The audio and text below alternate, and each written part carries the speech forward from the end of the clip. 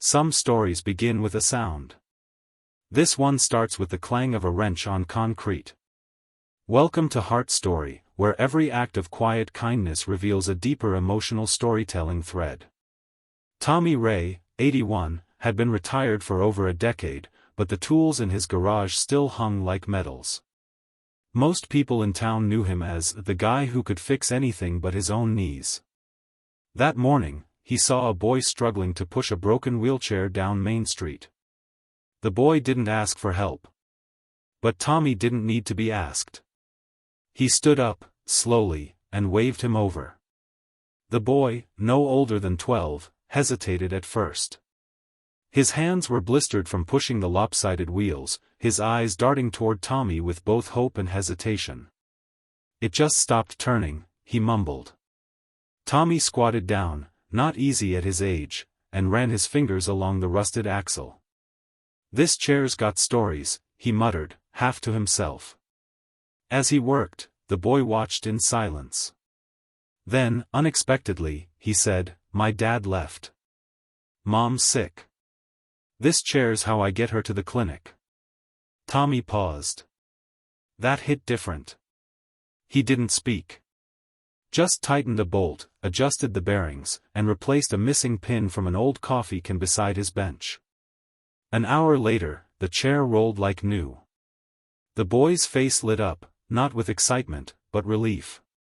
As he pushed the chair away, he turned back and said, "You didn't just fix a wheel. You fixed our week." Tommy stood quietly, watching him disappear into the sun. That evening, Tommy returned to his quiet kitchen, poured himself a cup of black coffee, and sat by the window. He didn't tell anyone what had happened. That wasn't his style. But something about the boy's words lingered. "You fixed our week." He looked around his small house, dusty, cluttered with parts and half-finished projects. For the first time in years, it didn't feel like a museum of old work. It felt like a shop still capable of meaning. The next morning, he found a folded piece of paper slipped under his garage door. It wasn't from the boy. It was printed. Formal. A note from the mayor's office. "Mr. Tommy Ray, we'd like to meet you regarding your service to the community. Please be at City Hall, Wednesday at 10 a.m. Tommy raised an eyebrow. He hadn't done anything special. But the town had noticed. Tommy didn't sleep much the night before his visit to City Hall. He wasn't nervous, just puzzled. No one had asked for thanks. He wasn't the kind of man who chased recognition. Still, he put on his cleanest work shirt, tucked in his grease-stained flannel, and made sure his socks matched. City Hall wasn't far, but the walk felt longer than usual. When he arrived, he expected a quick handshake and a pat on the back. Instead, he was met by a staff member who ushered him through a side door and into a room filled with reporters, cameras, and townspeople he hadn't seen in years. At the front stood Mayor Evelyn Grant. She stepped down, walked toward him, and extended her hand. "Mr. Ray," she said, "your small act reached more lives than you can imagine." Tommy blinked. "All I did was fix a wheelchair." The mayor smiled. "No, sir. You repaired hope."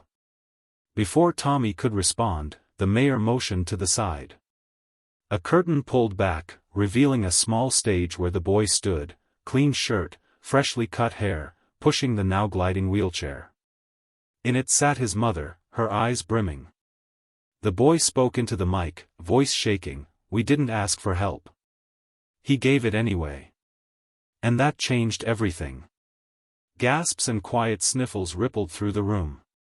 The mayor stepped up again. "This isn't just about a wheel or a wrench. It's about the kind of emotional storytelling that lives in action, not just words." Tommy reminded us that kindness doesn't need permission, it just needs presence. Tommy stood frozen, heart thudding. He had fixed hundreds of machines. But today, it felt like something had been repaired inside him. Applause thundered through the room, not staged, not polite, but earned. And in that moment, the old mechanic felt something he hadn't in years. He felt seen. After the applause died down, Tommy tried to slip out quietly. But before he reached the door, a woman approached, middle-aged, holding a crumpled photo in her hand. "You fixed my dad's tractor 20 years ago," she said softly. "We couldn't afford repairs. You said, 'Pay me when the harvest is good.' That winter, we almost lost the farm, but we didn't. Because of you." Tommy blinked. He hadn't remembered. Another man stepped forward. Then a teenager. One by one, stories spilled, small moments, long forgotten, now woven together like threads returning to their source. What began as a wheelchair had become a mirror. In fixing a single broken thing, he'd unknowingly revealed the emotional storytelling that had long lived in his hands, his silence, his service. By the end of the morning, the mayor handed him a plaque. Tommy smiled faintly and muttered, "I don't need this." But deep down, he understood, someone needed to say thank you. Days after the ceremony, Tommy returned to his quiet routine. The garage smelled of oil and old memories, but something felt different, lighter, as if the walls themselves breathed gratitude. A worn photo hung crookedly on the shelf, Tommy as a young man, beside his father's rusty pickup. One afternoon, a knock came at the door. A woman, holding a small box, smiled nervously. "I'm Jenny," she said. "I found this in my late father's things. He talked about you. Said you fixed his wheelchair after the accident." Tommy took the box, hands trembling. Inside was a faded badge, a token of thanks from a local veterans group. Jenny's eyes shone. He always wanted to say thank you but never knew how. In that moment, Tommy realized emotional storytelling wasn't just about words, it was about the silent connections, passed down in acts and memories. That evening, Tommy sat on his porch, the box resting beside him. The sun dipped low, casting long shadows on the cracked pavement. He ran his fingers over the badge, a simple metal shield worn by time, but heavy with meaning. Memories flooded back, the young man who'd lost his legs in a work accident, the long hospital stays, the lonely nights when hope felt out of reach. Tommy hadn't just fixed a wheelchair, he'd repaired a lifeline. His phone buzzed. A text from the mayor, "Community dinner Friday. Would love you to say a few words." Tommy sighed. Speaking wasn't easy for him. But maybe this was another kind of emotional storytelling, one that didn't require tools, just heart. He looked up at the stars, feeling the weight of stories yet to be told, and the quiet promise that kindness, once shared, never truly fades. The night of the community dinner arrived, and Tommy found himself standing in front of a crowd larger than expected. His hands trembled slightly as he gripped the microphone, the familiar scent of oil and leather still lingering in his mind. He spoke simply, telling the story of the boy and the broken wheelchair, how a small act had rippled through lives in ways he never imagined. Sometimes, he said, it's not about fixing things. It's about fixing hope. The room was silent, hanging on every word. Tears glistened in the eyes of neighbors, friends, even strangers. Afterward, the mayor approached him, smiling warmly. "Tommy, your story has inspired us all. We're starting a volunteer repair program, would you lead it?" He nodded slowly, feeling a new purpose ignite. The old mechanic had discovered a new kind of emotional storytelling, one that could change a town, one wrench at a time. Tommy's volunteer repair program began quietly but quickly gained momentum. Neighbors brought broken lawnmowers, bicycles, and yes, wheelchairs. His small garage transformed into a hub of laughter, conversation, and shared stories. Young volunteers showed up eager to learn, inspired by the old mechanic's quiet dedication. The town buzzed with a renewed sense of community, tied together by these simple acts of kindness. One afternoon, a local reporter came by, intrigued by the grassroots effort. "Why fix old machines when you could enjoy retirement?" she asked. Tommy smiled, wiping grease from his hands. Because every fixed thing has a story, and every story deserves to be heard. The program wasn't just about repairs. It was a living example of emotional storytelling, of how healing could start with a wrench, a smile, and an open heart. And with every turn of a screwdriver, Tommy felt the town's spirit grow stronger. One rainy afternoon, a woman arrived at Tommy's garage carrying an old, rusted wheelchair with a broken wheel. She introduced herself as Maria, a single mother struggling to care for her disabled son. Her eyes were tired but hopeful. Tommy knelt beside the chair, listening as Maria shared how the wheelchair had been passed down from neighbor to neighbor, each repairing it just enough to keep it moving. "I was afraid this one wouldn't last," she admitted. With care, Tommy and his team worked through the day, replacing worn parts and repainting the frame. When Maria pushed the chair afterward, tears welled in her eyes. "You didn't just fix this chair," she said softly. "You fixed a piece of my life." Stories like Maria's spread, reminding the town that emotional storytelling wasn't just told with words, it was lived, in every act of compassion and repair. And Tommy's humble garage became a beacon of hope for many more. One evening, as Tommy was closing up shop, the mayor herself stopped by. She handed him an envelope, official-looking and embossed with the city seal. Inside was a letter announcing the establishment of the Community Care and Repair Initiative, a city-sponsored program inspired by Tommy's volunteer work. "We want you to lead this effort," the letter read. Tommy felt a swell of pride and disbelief. He had always thought of himself as just an old mechanic, quietly doing what needed doing. But now, his small acts had sparked something bigger, an entire movement of kindness and connection. The mayor smiled warmly. "This is emotional storytelling in action, Tommy. Your hands are healing more than machines." As he looked around his cluttered garage, Tommy realized his story was no longer just his own. It belonged to the whole town, woven together by compassion, resilience, and hope. With the city's backing, Tommy's humble garage blossomed into a bustling community hub. Volunteers of all ages gathered, sharing tools, stories, and laughter. What started as a single wheelchair repair had grown into a symbol of hope and unity. One afternoon, a young woman named Sarah approached Tommy. She was a recent college graduate, passionate about social work. "I want to help," she said, eyes shining. "Maybe I can connect families who need this service." Tommy nodded, grateful for the energy. Together, they organized outreach programs, mobile repair clinics, and educational workshops. Amid the busy days, Tommy often reflected on how a simple act had ignited a ripple effect. It wasn't just fixing machines, it was about healing invisible wounds. This was emotional storytelling lived in community, a testament that sometimes the smallest kindnesses build the strongest bridges. One chilly morning, the team received a call from a local nursing home. Their wheelchair lifts had broken down, leaving residents trapped in their rooms. Tommy and Sarah rallied volunteers, loading tools into an old van. The nursing home was filled with anxious faces, but as the volunteers worked, hope grew.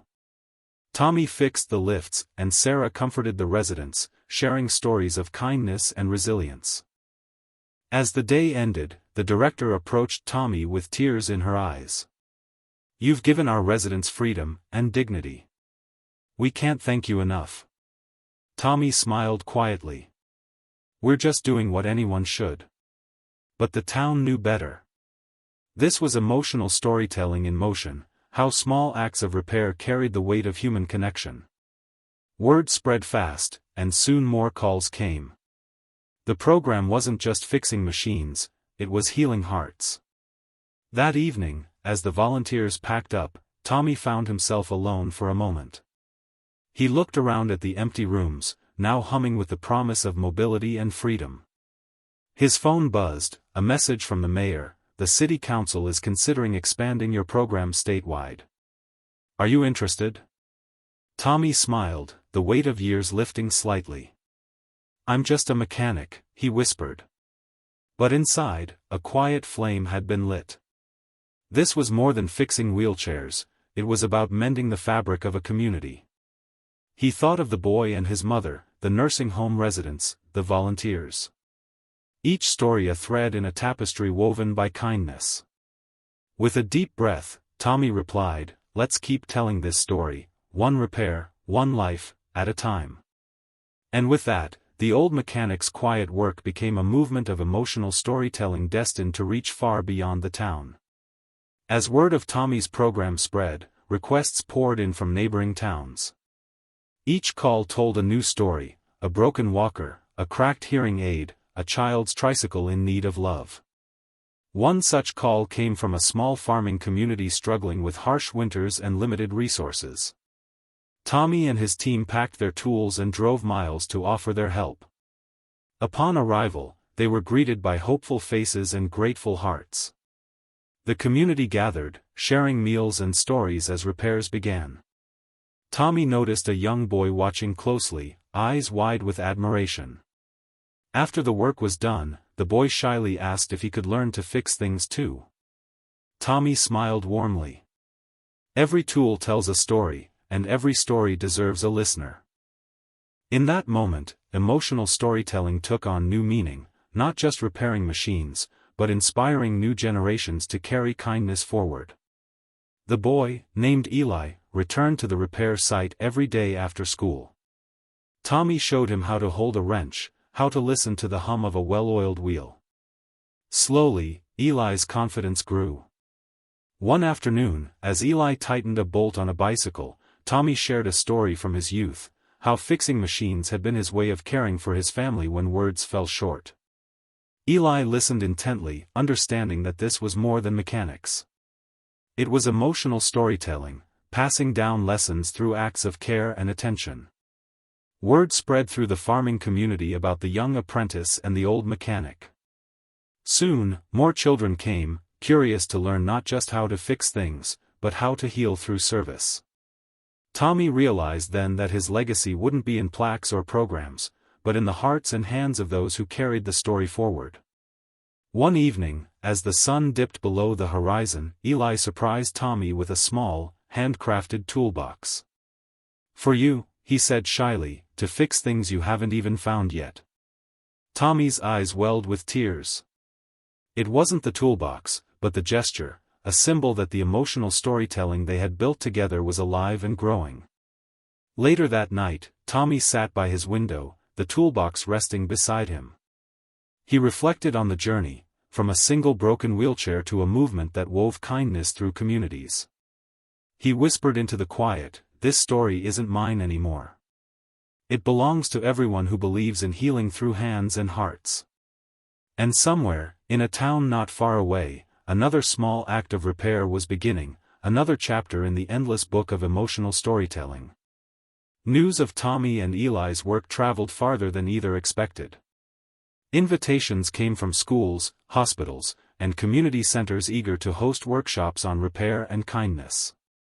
One day, a letter arrived from a city mayor hundreds of miles away, thanking them for inspiring a similar program. "Your story reminds us that emotional storytelling isn't just about words, it's about the actions that shape lives," the letter read. Tommy and Eli packed their tools and set out on a road trip to share what they'd learned, teaching others to listen with their hands and hearts. At each stop, they found people hungry not only for technical skills but for connection, hope, and healing. With every wrench turned and every story shared, the movement grew stronger, a testament to the quiet power of kindness and the enduring spirit of emotional storytelling. At one of their stops, Tommy and Eli met a woman named Rosa, who ran a shelter for veterans. She shared stories of loneliness and loss, how many of her residents had given up hope. Moved, Tommy and Eli organized special repair days at the shelter, fixing wheelchairs, walkers, and even small appliances. But more importantly, they listened, offering a kind presence where stories could be shared and healing could begin. One evening, a veteran approached Tommy, shaking his hand. "You don't just fix machines," he said quietly. "You fix souls." The word stayed with Tommy long after the visit. He realized emotional storytelling was unfolding in unexpected ways, through every handshake, every repaired wheel, every shared smile. It wasn't just about mechanics anymore. It was about mending lives, one small act at a time. As they packed up to leave the shelter, Rosa handed Tommy a small, worn notebook. "This belonged to one of our veterans," she said softly. "He never spoke much, but he wrote down stories of hope, loss, and quiet courage." Tommy opened the notebook to find pages filled with heartfelt words, poems, and sketches. They weren't just stories, they were a legacy. That night, around the campfire on the road trip, Tommy shared passages aloud. The group fell silent, feeling the weight and warmth of those untold stories. "It's emotional storytelling," Eli whispered, "but the kind that heals." Tommy nodded, eyes shining. "And we're just getting started." The notebook became a symbol, not just of the veterans' voices, but of all those whose stories would be carried forward through acts of kindness and repair. Their journey was no longer just about fixing things, it was about honoring lives through every story told and every hand extended. The road trip had transformed Tommy and Eli. Every town they visited, every person they met, added new layers to their journey of emotional storytelling. Back home, a package awaited Tommy, a collection of letters, photos, and small mementos from people touched by their work. Each item told a story of kindness, resilience, and hope rekindled. One letter stood out, a handwritten note from the boy whose wheelchair Tommy had fixed.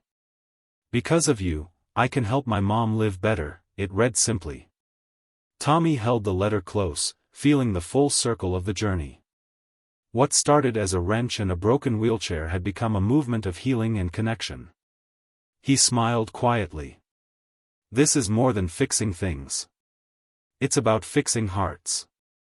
And with that, he prepared to share their story with the world, one act of kindness at a time. One evening, as Tommy read through the package, a soft knock came at the door. It was the mayor, holding a small plaque engraved with the city's emblem.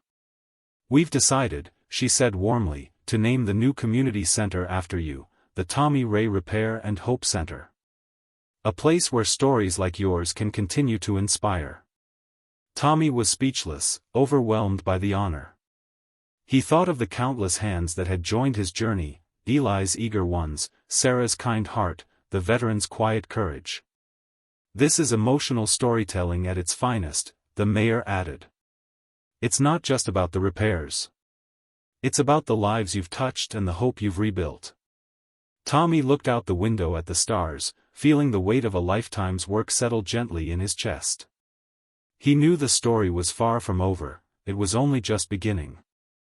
As the sun set over the new community center, Tommy stood outside, watching families, volunteers, and friends gather. This was more than a building, it was a beacon of hope, a testament to what kindness and perseverance could build. Through years of wrenches turned and wheelchairs fixed, a simple act had blossomed into a movement rooted in emotional storytelling, stories that healed, connected, and inspired. Now, it's your turn. If this story touched your heart, share it with someone who needs hope. Volunteer your time, lend a hand, or simply listen. Because emotional storytelling lives in every act of kindness, and together, we can keep the light burning bright. Join the movement. Be the difference. And remember, sometimes, fixing a broken wheel is just the beginning of a much bigger story.